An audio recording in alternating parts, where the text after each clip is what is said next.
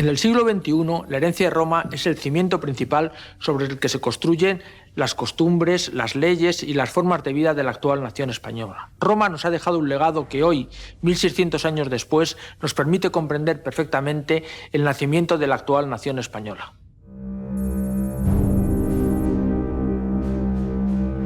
Antes de que los romanos llegasen a Hispania, la península estaba poblada por un mosaico de pueblos diversos. Los llamados pueblos íberos poblaban un amplio territorio que se extendía entre los ríos Segura y el Ródano. Tenía una cultura muy desarrollada, urbana y con escritura. Muchos de estos pueblos íberos fueron mercenarios de los griegos y cartagineses, lo que los llevó a guerrear en Sicilia, en Grecia y en las guerras del Peloponeso, así como en África junto a Cartago y a formar parte del ejército con el que Aníbal cruzó los Alpes para invadir la península itálica. Junto a los íberos y los llamados celtíberos, en la meseta vivían las tribus de los betones, creadores de las famosas esculturas de piedra, conocidas como berracos. También bacceos y los carpetanos, entre otros. Respecto a los celtas de Hispania, hoy no se acepta la teoría de las invasiones célticas. La investigación actual señala que los pueblos del interior peninsular son el fruto de un largo proceso formativo que arrancaría en la Edad del Bronce. En realidad, se trata de poblaciones autóctonas con aportaciones foráneas a lo largo de los siglos. Lo que sí hay de fondo es un sustrato indoeuropeo que explica afinidades culturales y lingüísticas entre distintos pueblos de la Europa bárbara. Y entre ellos, los celtas del interior peninsular, los celtíberos, en contraposición a los más helenizados pueblos íberos que habitaban las tierras de las costas mediterráneas. Los celtíberos serán los pueblos más conocidos de la Hispania céltica. Ello se debe a su lucha con Roma y a la tenaz resistencia de una de sus ciudades más importantes, Numancia, frente a Escipión en el 133 a.C. Se puede decir que los celtas hispanos son fruto de además muy variado, de una etnogénesis de pueblos que arrancarían desde el Bronce final con aportaciones foráneas procedentes del Atlántico y también del mundo transpirenaico. Entre los celtas hispanos hay varios pueblos y los que más conocemos por las fuentes clásicas son los celtíberos. Los celtíberos habitaban lo que llamaban las fuentes antiguas la Celtiberia. Y los conocemos mucho porque en el proceso de conquista romana son los que realmente más van a aparecer, ¿no? Conocemos claramente las guerras celtibéricas, que tuvieron un papel importantísimo en la conquista romana, hasta la destrucción de Numancia en el 133 por Escipión Emiliano, que es verdaderamente un hecho histórico importantísimo. Los celtíberos fueron varios pueblos, no fueron todos iguales. Las fuentes, principalmente Estrabón, nos habla de 4 pueblos, puede ser alguno más, especialmente los arébacos. Los arébacos quizás son los más conocidos porque tenían ciudades que podemos considerar ciudades casi estados, ¿no? Como Numancia, la propia Numancia, Termes, Clunia, y luego en la parte más hacia el sistema ibérico pues tenemos celtíberos que estaban más cercanos al Mediterráneo, más cercanos al mundo ibérico, y por lo tanto había más influencia de la cultura ibérica, y tenemos, por ejemplo, los velos, con ciudades tan importantes como Segeda, en la zona de Zaragoza. Entonces, fueron pueblos muy diversos, los celtas, y quizá, pues como digo, los celtíberos fueron los que más guerra le dieron a Roma. Aparecieron en las guerras celtibéricas y luego incluso durante el periodo de las guerras sertorianas también, hasta su pacificación ya con Pompeyo. Desde el siglo VII a.C., las fuentes griegas nos hablan de la cultura de Tartesos. El texto más antiguo se atribuye al poeta Estesícoro de Hímera, que vivió entre el 630 y el 555 a.C. Aunque el documento escrito más importante sobre Iberia se lo debemos al geógrafo heleno Estrabón en el siglo I, que recoge cómo la gente de Tartesos vivían en una ciudad a la orilla del río Betis. La influencia de los griegos en la península es muy importante, porque además los griegos los tenemos muy tempranamente en la península ibérica. Nos cuenta Heródoto que llegaron los samios y los foceos en tiempos muy tempranos a Tarteso, la legendaria Tarteso. Y efectivamente tenemos la evidencia del comercio griego en el suroeste hispano, en la zona de Huelva, la antigua Ónuba. Pero la ciudad más importante o el yacimiento arqueológico más importante que tenemos de los griegos es la ciudad de Emporion, que fue fundada por los habitantes de Masalia. Y esa ciudad de Emporion, que tuvo mucha importancia incluso en el periodo romano, porque es donde van a llegar los romanos en el 218 a.C., cuando se inicia la conquista, van a tener mucha influencia en la costa levantina, muchísima. A nivel arqueológico, en la escultura, por ejemplo, en el empleo de la escritura, los íberos de la zona del sureste utilizaban la escritura griega y la lengua griega. La privilegiada situación geográfica de la península ibérica, la riqueza de sus tierras y mares ribereños, hizo que los pueblos más importantes del Mediterráneo en la antigüedad arribaran a sus costas. Las fuentes romanas aseguran que los fenicios procedentes de Tiro se asentaron en Gadir, la actual Cádiz, hacia el año 1100 a.C., alentados por los buenos augurios. La realidad es que Gadir era el enclave estratégico ideal para dominar el estrecho de Gibraltar y los yacimientos metalíferos de la zona de Río Tinto, así como todo el comercio y las ricas tierras fértiles de la Baja Andalucía. Además de Gadir, los fenicios fundaron otras ciudades y factorías en la Hispania, especialmente en las costas andaluzas desde Málaga a Almería. Asimismo, viajaron por la costa mediterránea y la atlántica, fundando enclaves en la actual provincia de Alicante y en Portugal. Siglos después, otros descendientes de los fenicios, los cartagineses, tendrían un papel destacado en la península ibérica, especialmente con la llegada de la dinastía Barca. Los cartagineses estuvieron poco tiempo en Iberia, en Hispania. Sabemos que Amílcar Barca, después de la Primera Guerra Púnica, desembarcó en Gadir en el 237 a.C.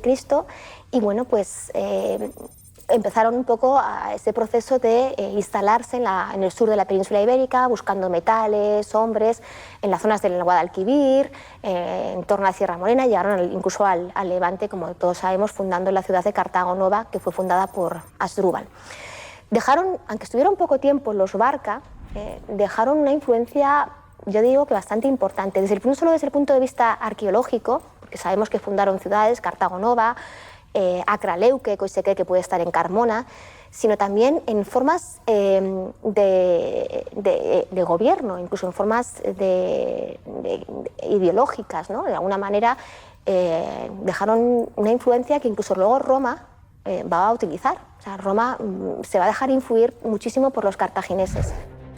El hijo de Amílcar Barca, Aníbal, se lanzó a la consolidación de las posesiones cartaginesas en Hispania, emprendiendo una serie de expediciones de conquista. La intervención militar de Aníbal ante Sagunto el año 219 a.C. provocó el comienzo de la Segunda Guerra Púnica, que se prolongó durante 17 años y que terminó con la expulsión de los cartagineses de la península. Comenzaba la hegemonía romana sobre la actual España, que culminó en tiempos del emperador Augusto. La campaña militar más famosa de esta Segunda Guerra Púnica fue la expedición terrestre de casi 2.000 kilómetros dirigida por Aníbal. Partió de Hispania, cruzando los Alpes marítimos para llevar la guerra al corazón del mundo romano. Un ejército que pasará a la historia por cruzar las cumbres nevadas, llevando en sus filas un contingente de elefantes. Aníbal vencerá a los romanos en la batalla de Canas para luego ser totalmente derrotado por Escipión el africano en la batalla de Zama. Sus tropas nunca entraron en Roma. Vencidos los cartagineses, Roma se lanzó a la dominación de Hispania, conquista que se prolongó desde el 218 a.C. y hasta casi el comienzo de la era cristiana.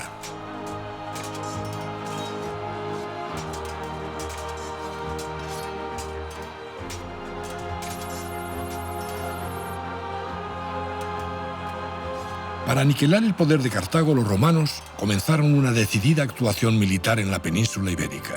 Los generales romanos Cornelio y Publio Escipión tomaron Ampurias en el 218 a.C., lo que dejó a Aníbal aislado con un ejército en Italia para luego lanzar sus legiones a la ocupación de las costas de Hispania, conquistando Cartago Nova, la actual Cartagena, y Gadir, Cádiz. A partir de este momento, Roma fue la potencia hegemónica incuestionable en Hispania y en todo el Mediterráneo. Su control se prolongó hasta el año 409 después de Cristo, momento en que empiezan a llegar a la península ibérica los vándalos astingos y silingos, los suevos, los alanos y finalmente los visigodos de Ataulfo.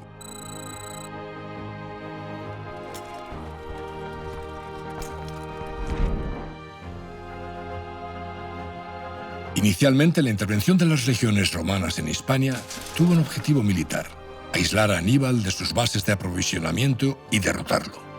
Casi de forma inmediata, Roma decidió la conquista de la península ibérica, con objeto de ampliar su poder económico, obtener nuevas tierras y extraer metales ya escasos en Italia como el cobre, plata, oro y otros minerales importantes para el desarrollo del imperio. En tiempos del cónsul Marco Porcio Catón, en el año 194 a.C., Hispania proporcionaba a Roma 5.000 libras de plata sin acuñar y en moneda 123.000 vigatos de plata y 450.000 en argentum oscense y también 1.400 libras de oro al año. En las minas de plata de Cartagena descubiertas en el 133 a.C. llegaron a trabajar 40.000 obreros. Aportaba a Roma 25.000 dracmas diarios, siendo durante mucho tiempo el más importante de los negocios en Hispania. La península también aportaba a Roma su abundante población, muy útil para las empresas romanas, así como la posibilidad de disponer de gran cantidad de productos agrícolas como cereales, vino, aceite y esparto junto a sus codiciadas salazones. Muchos pueblos indígenas, muchos pueblos locales que hasta la fecha habían dado su apoyo a Roma en el contexto de la lucha con Cartago, a partir de ese momento se percatan de que Roma tiene la voluntad de permanecer en el territorio. No se trataba solamente de saldar cuentas con los cartagineses, sino de dominio efectivo del territorio de la península ibérica, y comienzan, como era de esperar, las rebeliones contra Roma, que se producen de forma muy desigual en distintos momentos, pero que prácticamente dominan todo el siglo II a.C. Se producen los grandes levantamientos, grandes sublevaciones de pueblos indígenas frente a Roma, que tratan de liberarse del yugo romano en territorio peninsular. Son fundamentalmente dos las grandes coaliciones de pueblos las que amenazan el control, el dominio romano en la península. Estamos hablando de las guerras celtibéricas y, por otro lado, las guerras lusitanas, cuyo máximo exponente es el célebre Viriato que todos conocemos. El famoso episodio de Numancia no es sino el colofón final de las guerras celtibéricas en el año 133 a.C., un colosal enfrentamiento entre uno de los pueblos más irredentos frente a la dominación romana. Entre el año 147 y el 132 a.C. se sublevaron los lusitanos como consecuencia de las tropelías cometidas por los gobernadores romanos. Lúculo asesinó a los habitantes de Cauca y Galba a 9.000 lusitanos, vendiendo a otros 20.000 como esclavos, lo que produjo el primer levantamiento masivo del oeste de Hispania, cuyo líder, Viriato, sería asesinado a instancia de Roma. Su muerte, en el 139 a.C., sembró el pánico entre sus partidarios. Roma, como todo imperio de la antigüedad, se mostraba brutal con los pueblos que se le resistían. El Cerro de la Cruz, en Almedinilla, Córdoba, donde precisamente en un horizonte arqueológico fechado en este momento, en torno al final de las guerras lusitanas, encontramos una destrucción generalizada del poblado y hallazgos por doquier de restos óseos humanos, cadáveres de individuos, tanto hombres como mujeres, que fueron masacrados por las armas de Roma, con toda seguridad en una acción punitiva que trataba de castigar a esta población que probablemente en la coyuntura de las guerras de Viriato, de las guerras lusitanas, se hubiera aliado con el perdedor, con Viriato. En estas fechas solo quedaba fuera del poder de Roma la mayor parte de la cuenca del río Duero, la del Miño, las tierras bañadas por el mar Cantábrico y las tierras y tribus lideradas en Soria por Numancia.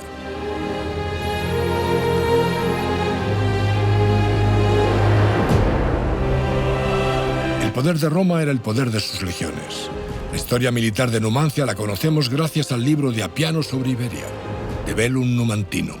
Roma declaró la guerra a la Celtiberia por haber construido una enorme muralla de 8 kilómetros en la ciudad de Segeda, en la actual Zaragoza, obras a las que se puso el Senado romano. Para terminar con la revuelta de la ciudad, fue enviado a Hispania el cónsul Quinto Fulvio Nobilior con 30.000 legionarios. Segeda fue arrasada y los supervivientes se refugiaron dentro de las murallas de Numancia. Los asedios de Numancia duraron en torno a los 20 años, es lo que dicen los historiadores, Apiano y Polibio, con sucesivos generales, hasta 10 generales que vienen a lo largo de esos 20 años, con algunas interrupciones, algunas pequeñas treguas.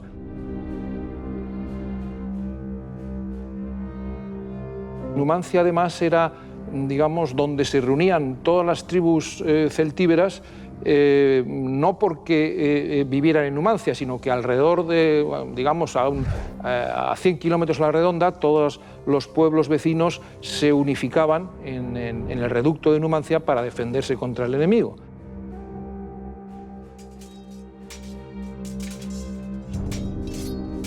Numancia fue de nuevo el corazón de la revuelta de Hispania.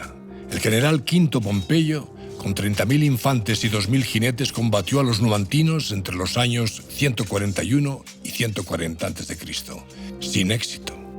Los romanos tuvieron que acampar al aire libre, sufriendo enormes bajas por el frío de la meseta y los continuos ataques de las guerrillas celtíberas. V Pompeyo tuvo que aceptar una nueva paz, pero el Senado romano se opuso y envió a Marco Pompilio Lenas para someter a los hispanos, y aunque logró terminar con la revuelta liderada por Viriato, fracasó ante las murallas de Numancia, por lo que Roma envió un nuevo general, Cayo Hostilio Mancino, que fue también derrotado.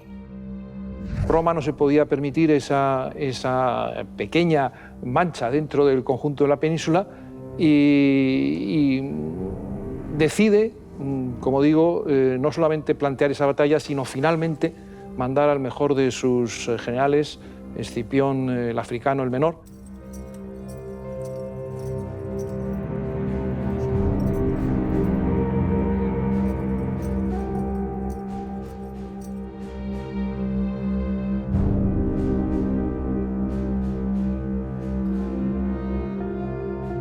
Numancia tenía 8.000 personas en el momento de la guerra, de los cuales 4.000 eran guerreros y 4.000 personas entre mujeres, ancianos y niños. Esa era un poco la proporción, pero también ahí vemos un poco por qué todas las tribus, todos los pueblos de alrededor, vecinos, amigos o aliados de Numancia, en el momento de la lucha efectivamente se unen en esa atalaya numantina contra el enemigo de Roma. Escipión rodeó la ciudad con una enorme muralla circunvalatio reforzada por 7 grandes fuertes desviando el río Duero. Los romanos levantaron una empalizada de 2,5 metros de ancho y 3 de alto, con un foso reforzado con estacas afiladas, todo guarnecido por 60.000 legionarios. El jefe numantino Retógenes logró romper el bloqueo, pero muy pocos de sus hombres lograron escapar del cerco. El jefe Ávaros intentó negociar una paz, pero Roma ofreció unas condiciones inaceptables. Efectivamente es el propio Escipión el que, una vez que cerca la ciudad, hay episodios de que los numantinos salen a tratar de romper el cerco, casi lo logran, pero finalmente, como dice también la historia, muere por inanición, la ciudad se autoinmola. Y dice también la historia que quedan nada más que 50 guerreros que Escipión los lleva a Roma para mostrar que ha ganado, y es en ese momento cuando el Senado le nombra el numantino, añadiendo al título del africano, el numantino, y fija el calendario en enero, además, en ese momento, en reconocimiento a lo que Escipión, a la hazaña que ha hecho.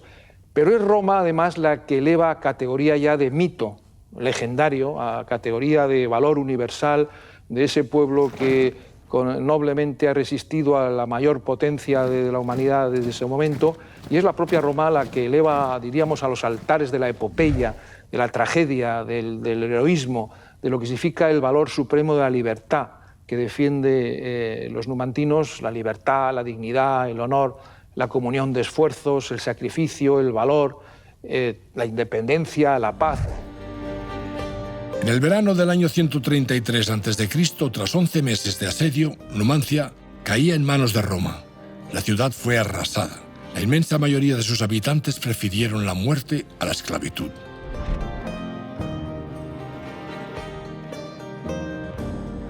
Sofocadas las revueltas de celtíberos y lusitanos, Hispania va a vivir unos años de cierta tranquilidad que se verá interrumpida por las guerras civiles de Roma que afectaron al territorio peninsular.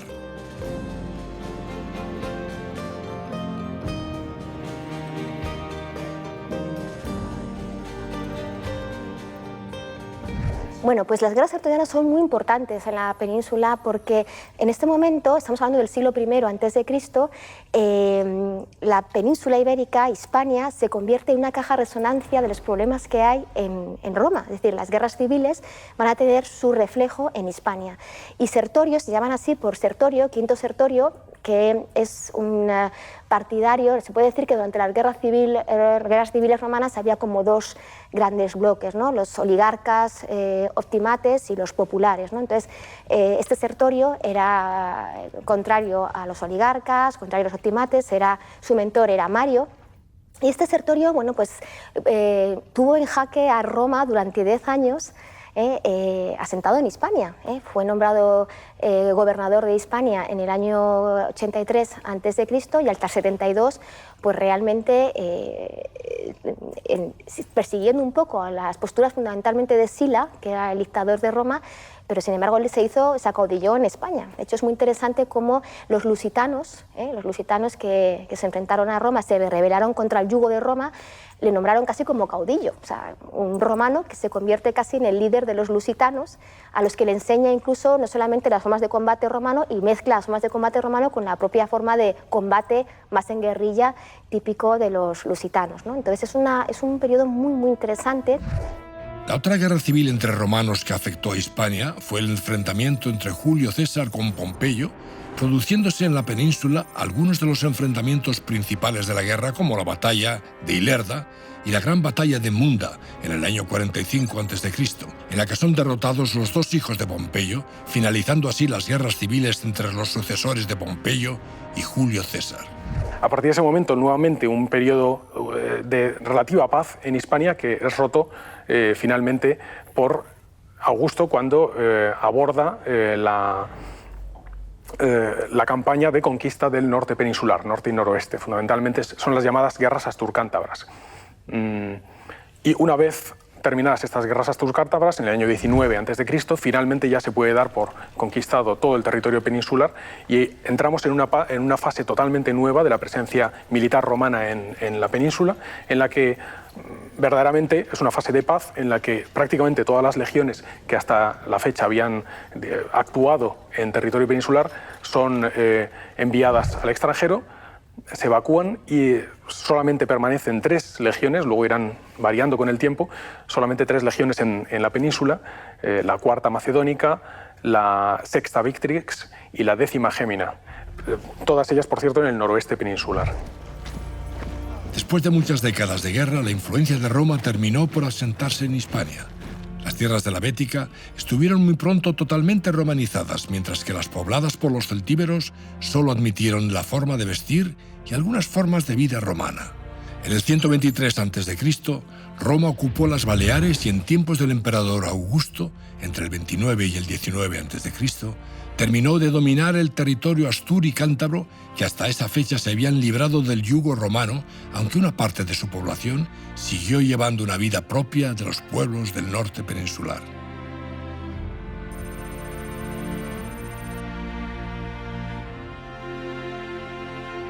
Roma no era únicamente un conquistador militar que explotaba a los países conquistados y que esclavizaba a los pueblos vencidos. Allí donde entraban las legiones romanas, los herederos de Rómulo y Remo terminaban estableciendo sus leyes, su religión y sus modos de vida.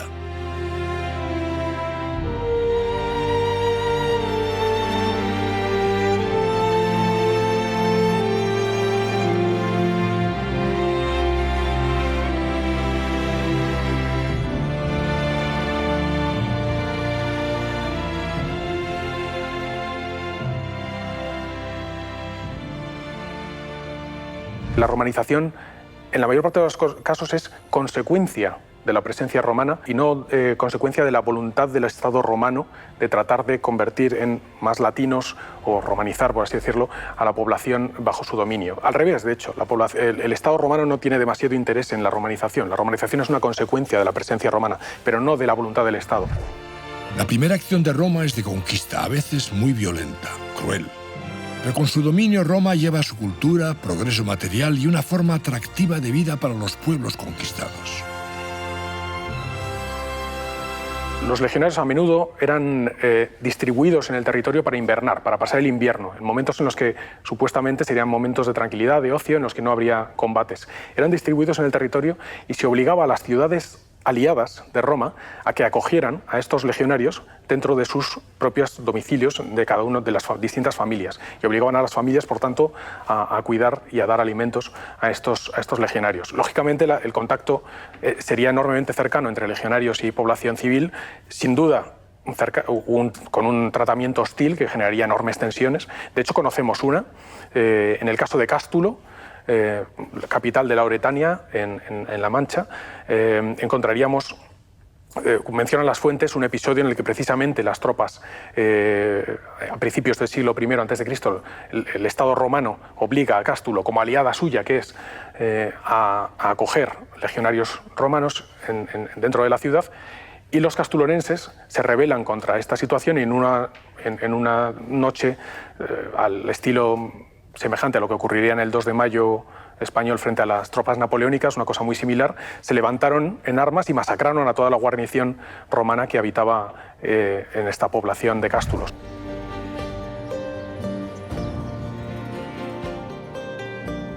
Con los legionarios, con sus campamentos y obras militares, llegaba a la civilización más desarrollada de su tiempo. Allí donde llegaban las legiones surgía un campamento que en muchos casos terminaba por convertirse en centro de poblamiento y en otros en una urbe en la que se disfrutaban de muchas comodidades. Roma es una constelación de municipios que atrae a las élites locales que encuentran la posibilidad de pertenecer al mundo romano primero como latinos y finalmente como ciudadanos romanos. Roma lo que hace es ser muy generosa en la concesión de la ciudadanía, ser muy generosa en una política de bienestar llevado a las ciudades, y lo que logra, aun con sus detractores, es atraer. Incluso las ciudades estipendiarias, las ciudades sometidas, empiezan a emular. Esta es una palabra que utilizamos mucho, ¿no? La emulación. Emular a Roma. Las élites locales quieren parecerse, los magistrados, incluso aunque no sean romanos, adoptan nombres romanos. Es decir, las ciudades empiezan a organizarse según el esquema romano de asamblea, curia, magistraturas, aunque no sea un trasunto exacto de un municipio, de una colonia romana, ¿no? En gran medida, Hispania fue posible gracias a la capacidad militar, pero también constructora de los romanos. Un factor importante para el éxito de la romanización fueron las calzadas.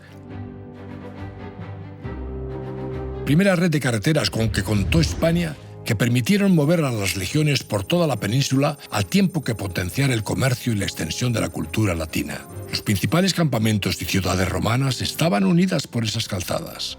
Muchas perviven hasta la actualidad. Roma nos ha dejado un enorme legado constructivo. Gran parte de estas obras fueron realizadas por los legionarios, sobre todo las calzadas, edificios y puentes relacionados con estas, como la vía que comunicaba a César Augusta, Zaragoza, con Pompaelo, Pamplona, unas construcciones diseñadas por ingenieros militares y llevadas a cabo por mano de obra militar.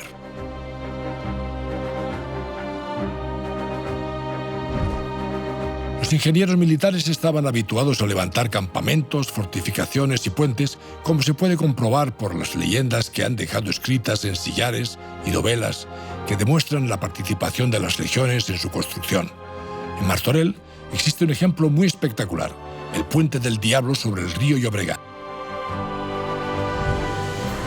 Junto a las calzadas, Roma construyó otras obras de ingeniería civil, así como edificios civiles y religiosos, murallas, teatros para la diversión y villas de enorme lujo.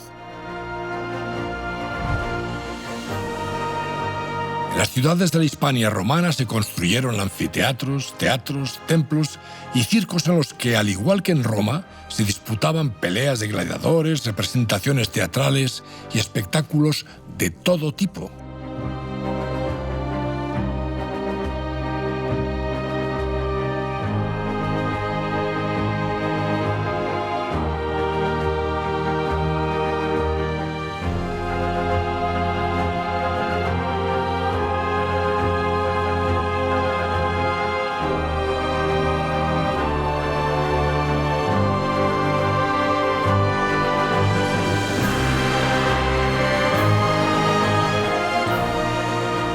murallas de Lugo y el acueducto de Segovia son buena muestra de la ingeniería militar y civil de Roma en España.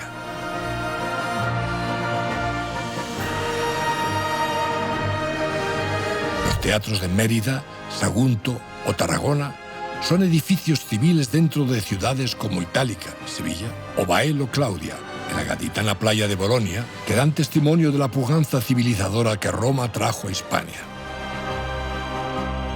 Las ciudades de Hispania se llenaron de domus, viviendas copiadas de las casas familiares de los romanos, que llegaron con sus modos y formas de vida. Muchos de los más importantes asentamientos de los primitivos españoles se convirtieron en urbes al estilo romano que se sumaron a las ciudades fundadas por Roma.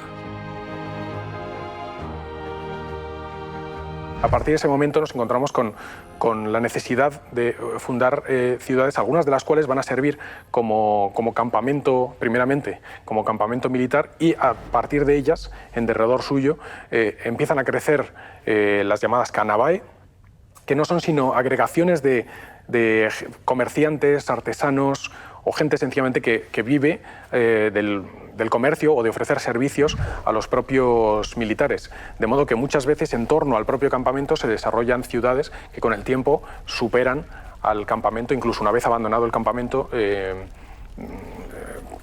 siguen existiendo como ciudades. Las propias esposas, por ejemplo, de los legionarios también vivirían probablemente en estos entornos del propio campamento. Tal es el caso, por ejemplo, el más espectacular, paradigmático caso quizás es el de León, en nuestra península, cuyo nombre, como sabemos, procede de la palabra romana latina legio, una legión militar, y en la que en un primer momento Augusto asienta en este campamento a una legión concreta, la Legio Sexta Victrix, con posterioridad a su participación en las guerras asturcántabras. Con posterioridad esta será sustituida por otra legión, la Séptima Gémina, pero más adelante, en torno a 74 después de Cristo. En todo caso hay una continuidad de ocupación militar romana en este punto, en León. Y otros casos también, desde luego, son similares. Por ejemplo, Lucus Augusti, cuyo nombre Lugo, la actual Lugo. Lógicamente los veteranos eran todos ellos varones, por tanto buscarían mujeres, esposas indígenas.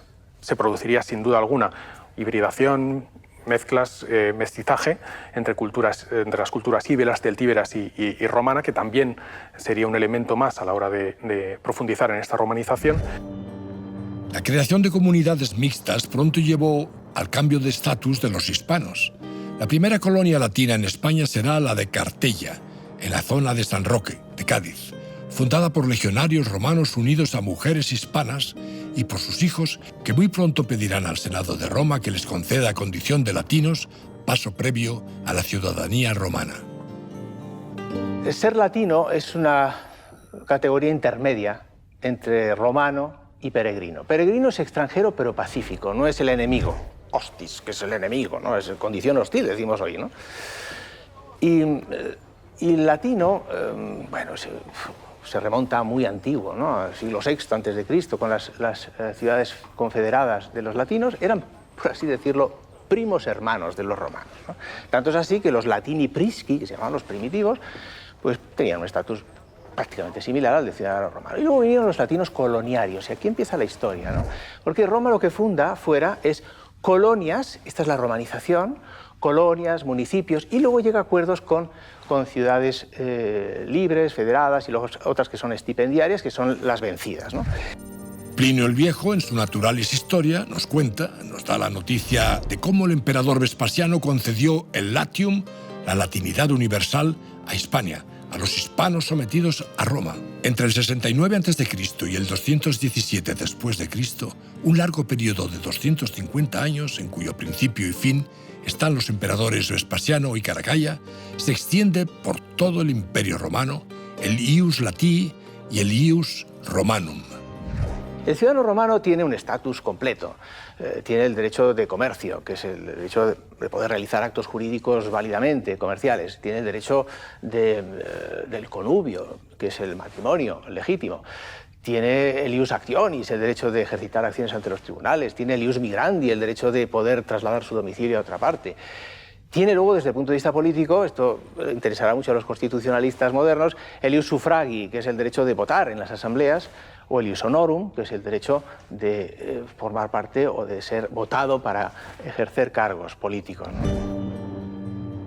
A partir del 212 se produce la concesión del derecho de ciudadanía romana a todos los habitantes del imperio. Los hispanos alcanzan así la plenitud de derechos de elección y la posibilidad de poder recorrer todos los escalones de la carrera administrativa romana. Poco a poco los hispanos que ya habían alcanzado el estatus de ciudadanos pasaron a formar parte de la administración del imperio, integrándose plenamente en el mundo romano.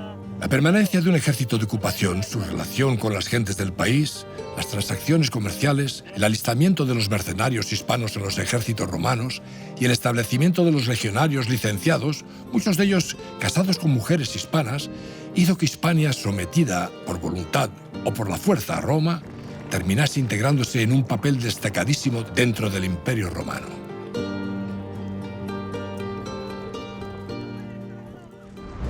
Roma, en su llegada a la península ibérica, se va a encontrar con una amalgama de pueblos y de culturas, las cuales van a tener distintas religiones y distintas divinidades. Pero Roma lo que no viene es a suplantar esa religión por una nueva religión, sino lo que va a utilizar son esas divinidades para adoptarlas y hacer un sincretismo con la nueva religión que es la romana.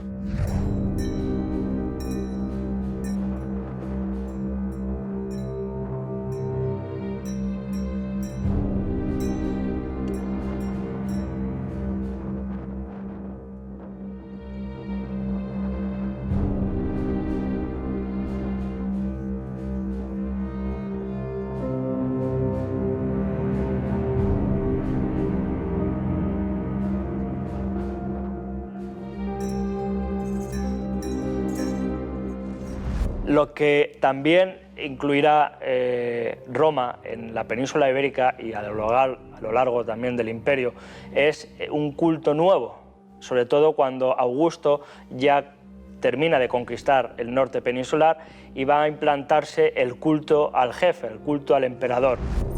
Hispania dio varios emperadores como Trajano, Adriano y Teodosio, pero no solo dio a Roma emperadores. En el campo de la cultura también destacan figuras como Séneca Lucano, el epigramista Marcial, el retórico Quintiliano, el geógrafo Mela o el agrónomo Columela. A partir de su estructura militar, los romanos trajeron a Hispania su civilización, su modo de vida, su modelo económico, su religión, sus diversiones y sus leyes, implantando incluso sus estructuras sociales. El latín terminará siendo la lengua franca de Hispania. El latín ya desde Claudio es lengua oficial, ¿eh? Y es además la lengua culta por excelencia. Recordemos también que en la época imperial grandes escritores como Séneca en Córdoba, Lucano, el bilbilitano Marcial o Quintiliano, ¿no?, el de Calahorra, o Columela de Cádiz, tantos escritores, ¿no? Y luego el fenómeno del cristianismo, que también va a influir notablemente, ¿no?, en la difusión del latín. La moneda romana se extiende por la península, lo que permite el pago de impuestos, y muchas tierras, hasta entonces yermas, son puestas en explotación. Roma fue durante mucho tiempo el centro comercial del mundo, pero pronto sus provincias empezaron a fabricar productos más baratos y la vida comercial de Roma perdió progresivamente importancia. Hispania producía vino y aceite. El vino hispano arruinó la viticultura italiana. La competencia en calidad y precio de los productos de sus provincias terminó por dañar un sistema económico que no estaba preparado para un mercado imperial que iba más lejos de la península itálica. Es cierto que Roma aportó mucho al comercio, creando un derecho propio potenciado por un sistema común de pesos y medidas que perdura hasta la actualidad. Pero el éxito de sus provincias terminó por debilitar a Roma en lugar de hacerla más poderosa. En la etapa final de la presencia del Imperio Romano, en Hispania, la península se ruralizó hasta llegar a la supremacía del campo sobre la urbe. La floreciente economía rural de Hispania provocó la aparición de grandes latifundios en la península, aunque en manos de muy pocos dueños, quedando sus tierras arrendadas a los cultivadores mediante contratos que se hicieron vitalicios. La libertad de los labriegos se fue restringiendo hasta convertirse en siervos obligados a vivir sujetos a la tierra, una situación que seguirá durante toda la Edad Media y hasta la Revolución Francesa.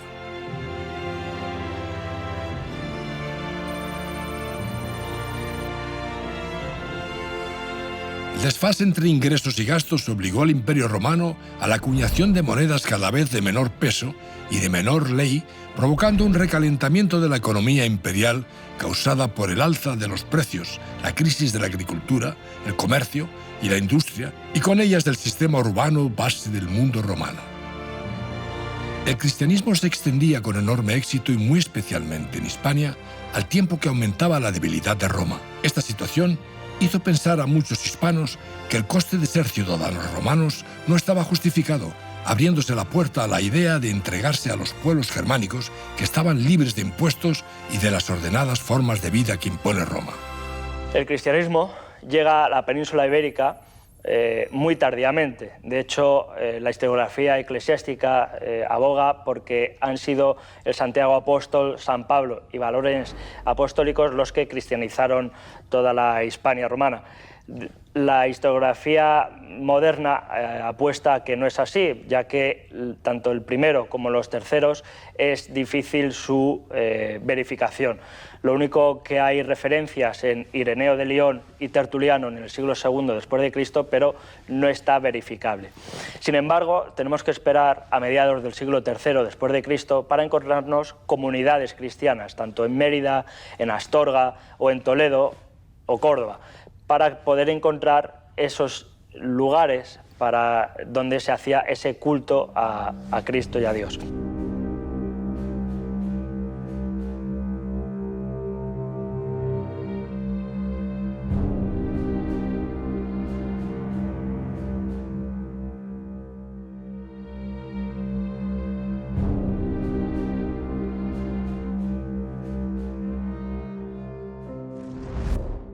Lo que nos encontraremos en la península ibérica son sitios donde hay comunidades cristianas que van a florecer sobre todo en sitios urbanos. En el campo todavía no va a florecer esa nueva religión oriental que a priori en época altoimperial va a ser semejante como una nueva religión. Entonces nos vamos a encontrar con que el cristianismo en la península ibérica, aparte de ser tardío, no va a ser muy floreciente.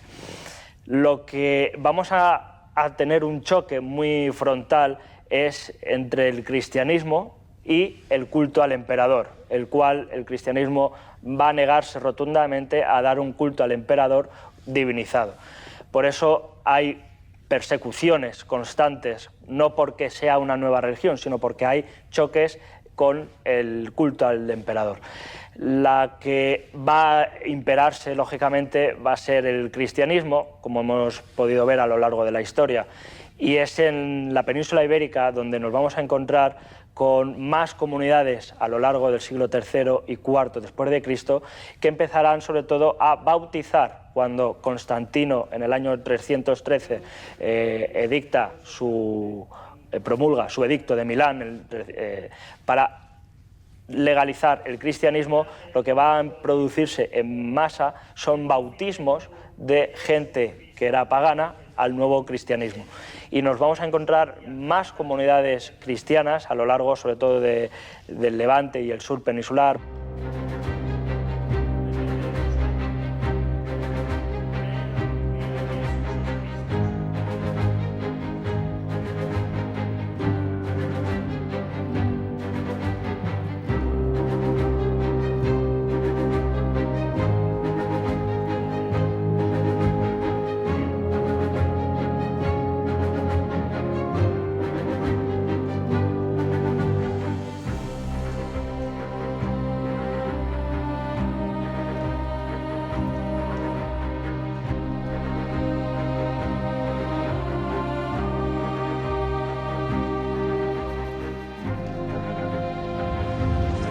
La impotencia de Roma se comenzó a evidenciar en todos los lugares. Los piratas africanos saquearon Málaga durante el mandato de Marco Aurelio. Los francos y germanos cruzaron el río Rin y devastaron la Tarraconense en el siglo III. Y los bárbaros se asentaron en los limes del imperio, donde recibían tierras a cambio de su servicio en los ejércitos de Roma. La descomposición fue tan grande que el imperio se dividió en dos, en tiempos del emperador hispano Teodosio en el 395, pasando a gobernar Arcadio la parte oriental y Honorio la occidental. El final de la Roma de Escipión, de Julio César y de Trajano era ya inevitable. Las legiones romanas eran la base fundamental del imperio. En ella estaban integrados los ciudadanos, lo mejor de la nación romana, para luego tener que integrar con el paso del tiempo primero labriegos y luego miembros de las provincias. Al final del imperio, las legiones estaban integradas por mercenarios extranjeros, bárbaros, los mismos bárbaros que al otro lado de los limes amenazaban la grandeza de Roma. Durante el Bajo Imperio, en los 4 primeros siglos de nuestra era, la península ibérica estuvo integrada en el Imperio Romano, creciendo de forma constante la importancia de los hispánicos en Roma ante la creciente impotencia política del imperio para impedir la entrada de nuevos pueblos bárbaros dentro de sus fronteras. En las décadas finales del Imperio Romano, las legiones poco tienen que ver con la poderosa máquina militar de los Escipiones y de Julio César. En sus filas abundan los bárbaros porque los romanos no quieren verter su sangre por Roma. Mientras emperadores no nacidos en Roma como Trajano, Adriano o Teodosio dan gloria al imperio, son ya muchos los generales extranjeros como el vándalo astingo Estilicón o el visigodo Alarico, que mandan tropas no latinas que defienden los limes, las fronteras de Roma, y que empiezan a preguntarse por qué luchar y morir por Roma cuando con un gesto pueden ser los dueños de todo. El 31 de diciembre del 406, los suevos, los vándalos silingos y los alanos cruzaron el Rin ante la impotencia de las legiones romanas integradas en su casi totalidad por bárbaros. En el 411 los vándalos asdingos se situaron entre los ríos Miño y Sil y la costa cantábrica. Los suevos entre los ríos Duero y la línea Miño-Sil. Los alanos en la provincia romana cartaginense y lusitana. Los vándalos silingos en la Bética. Solo la provincia romana tarraconense continuó formalmente dependiendo de lo que quedaba del Imperio Romano. A excepción de los suevos, los restantes pueblos bárbaros que entraron en Hispania desaparecieron pronto. Los vándalos asdingos y alanos fueron vencidos por los visigodos entre el año 417 y 418, que quedaron dueños de Hispania.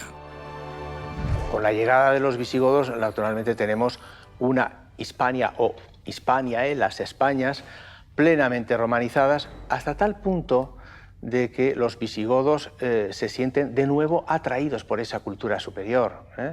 La famosa Lex Romana Visigotorum pues, es un ejemplo de esto, ¿no? Cómo los visigodos, se habla de esa interpretatio visigótica, llegan a interpretar las fuentes romanas que consideran de nivel superior. España, que entra en la historia con Roma, con los visigodos, en efecto, llega a esa fusión de los elementos, dos elementos, romano y germánico, que son característicos de nuestro país, de nuestra nación. Hispania pasó a manos de los visigodos, que se mezclaron estrechamente con la población hispano-romana, asumiendo al cabo de un tiempo el cristianismo y gran parte de las instituciones y cultura latina. El año 711 fue el final de la España hispano-visigoda. A partir de ese momento comenzaron 7 siglos de lucha contra el Islam que acabaron en 1492 con la conquista de Granada y el comienzo de España tal como hoy día la conocemos.